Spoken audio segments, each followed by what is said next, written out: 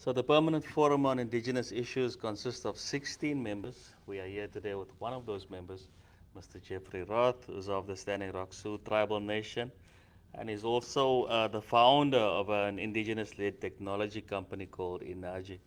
Mr. Roth, thank you for joining us today. Yeah, thanks for having me. I appreciate it. Thank you. So let's start off with you just giving us an overview of the opening of the 23rd session that happened today. How did it go? I think it went great. I think we had a wonderful opening and a election of our new chair, Hindu, which we're all very excited about. And this afternoon, I think, has been a really good session so far.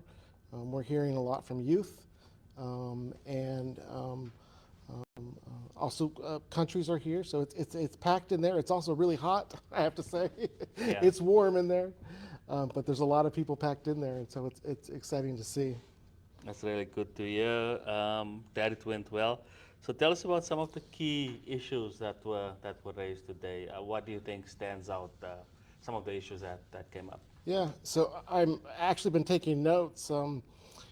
We heard from Colombia actually on behalf of 41 different country coalitions about LGBT2S indigenous peoples and the increasing violence that our LGBT2S community is being subjected to, and the need to protect our indigenous people there. We also heard from WIPO on some of the work that they're doing on protections of traditional knowledge. We also heard from some indigenous peoples organizations about the WIPO work that's going to be coming up next month, and some asks specifically about what they need to do. We heard from the Global Indigenous Youth Caucus on the need to make sure that we're engaging youth in problem solving, and calling for an expert working group meeting of the Permanent Forum, specifically regarding ethnic cleansing and forced removal of indigenous youth and the climate crisis.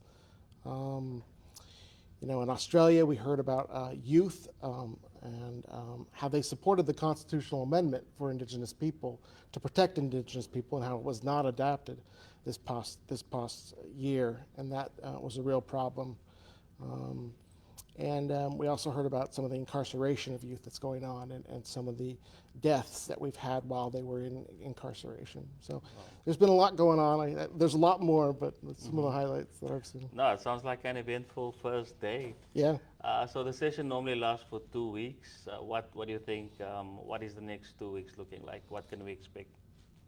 I think that it's going to be, this week is going to be very busy. There's a lot of meetings going on, a lot of side events going on this week, both in the UN and outside of the UN.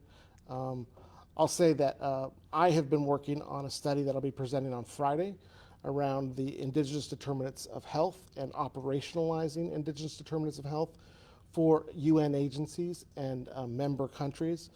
It's really about how we educate non-indigenous peoples that work in agencies on how to better communicate and listen to indigenous people in the incorporation of work for indigenous people. So I'm excited about that happening on Friday.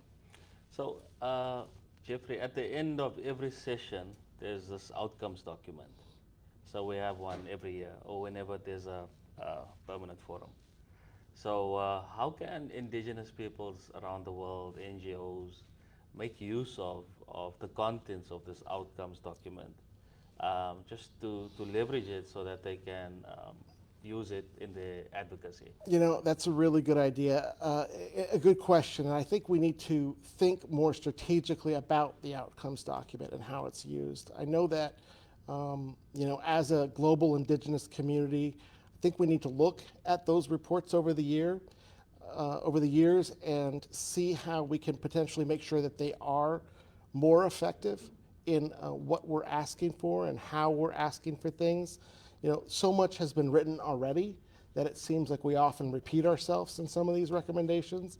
So I think it's time that we do an evaluation on how that report is put together, what we include in that report, potentially shorten that report and make it more focused specifically on some of the big asks and the big themes of our sessions. I think that's also very important. So, I think, reading is definitely important. I know that the agencies read it and they do look at it and they do refer back to it.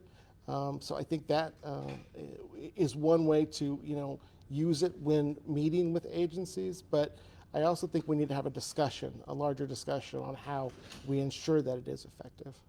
All right. So we're looking forward to see what the outcomes document will look like at the end of 2 weeks. Mr. Geoffrey Roth, member of the Permanent Forum. I'm Sheldon Ferris for Cultural Survival. Thank you so much. Thanks. Thank you. All right. Thank you.